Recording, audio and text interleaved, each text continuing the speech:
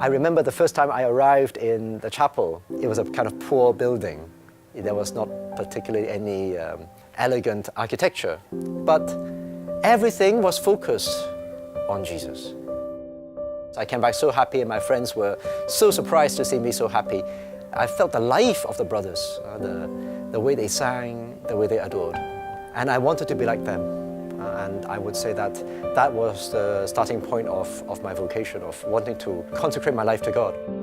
I was working in India for 8 years, and I was also involved in the youth ministry.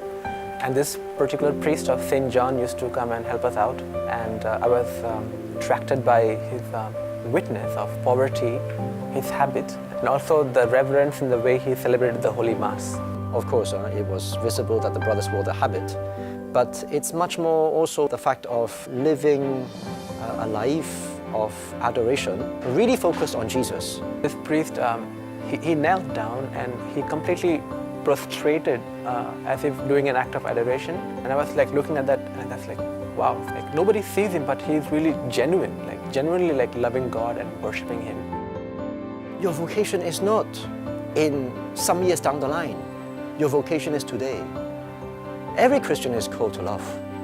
When I already take my little steps where I am to love, to have concern for prayer, to have concern for people around me, whether they know Jesus, to open our hearts to the Scriptures, to let God speak to us and mold our hearts and mold our daily actions. These are actually venues in which we dispose ourselves to hear God speaking to us.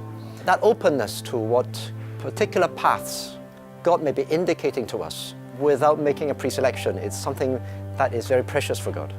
We want to open our hearts to whatever may be God's privileged path for each person. So if you're considering religious life or priesthood, do not be afraid, as Pope John Paul II says, to open the doors of your heart to Christ. You will not lose anything of what makes life beautiful. You will find life more beautiful than before.